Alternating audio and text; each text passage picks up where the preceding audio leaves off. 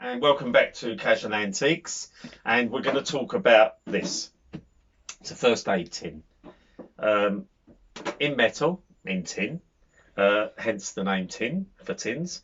And it's something that would have sat in every home at the earlier part of the 20th century. Is this little model, and I can actually date this exactly. My expert eye tells me that this is 1937. And I'm not really any genius, it's because it's written in there. It was a government rule that you had to date these things. And over here somewhere, October 1937. And just look at this, how wonderful. Look at the crimson inside, the fault that has gone into the interior of it, just in there. So here you have instructions for treatment of minor injuries, things that we kind of know today: scratches or slight wounds, burns or scalds, acid or alkali burns. I'd imagine just cold water. People were told everything back then, kind of thing. This is from Boots the chemist, by the way. So Boots is still around today. Boots goes back deep into the 1800s. Had various guises throughout that period, and today I believe Boots is owned by Walgreens, the American company, but it was started out by a family in Nottingham in England, and up until Walgreens bought it, and I don't even know, they might still have their head office in Nottingham.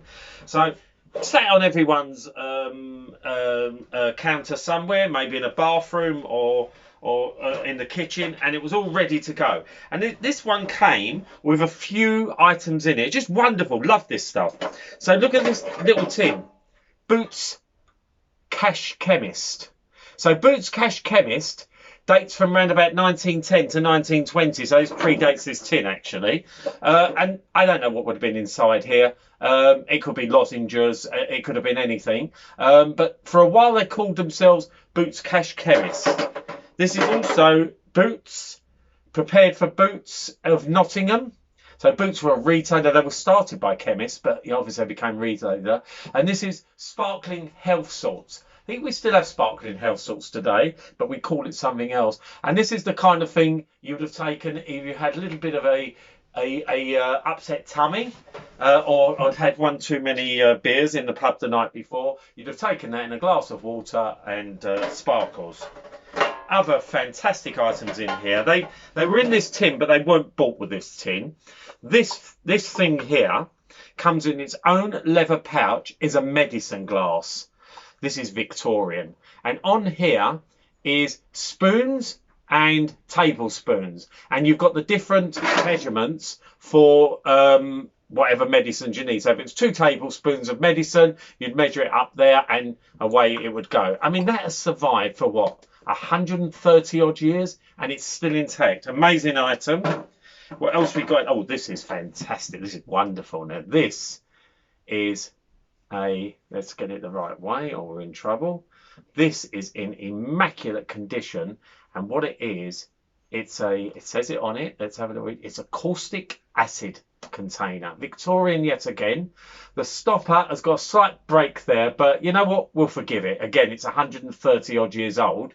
This would have been so you would have gone to the chemist and you'd have bought your caustic acid, and it would have been kept in there. And again, the Victorians, they like to elaborate on things in its own little leather pouch. And I think we have something else in here. Oh, this is very special. This is an English made, sold at the branches of Boots the chemist, well, just Boots in this case, and it's a clinical thermometer. I think it's from about the 50s, and just people looked after things back then. It's still got the instructions and the certificate of testing. Every thermometer had to be tested, and it's inside a metal tube. Certain people of a certain age are going to remember these, and out it would come, out the tube, in the mouth, and that's how you would test someone's temperature back in the day. Not like today, where you've got these things you can click on someone's forehead and within a millisecond you have their temperature. In its original box and so on, fantastic. Lovely, lovely, lovely piece of social history. So all this, the tin on its own is probably about £30, and each of these items probably would be between £20 and £30 each as well. This was a lovely find, found at an online auction, and it's something to treasure, something to really just sit there and enjoy over the years. Remember, nothing haunts us like the antique we didn't buy.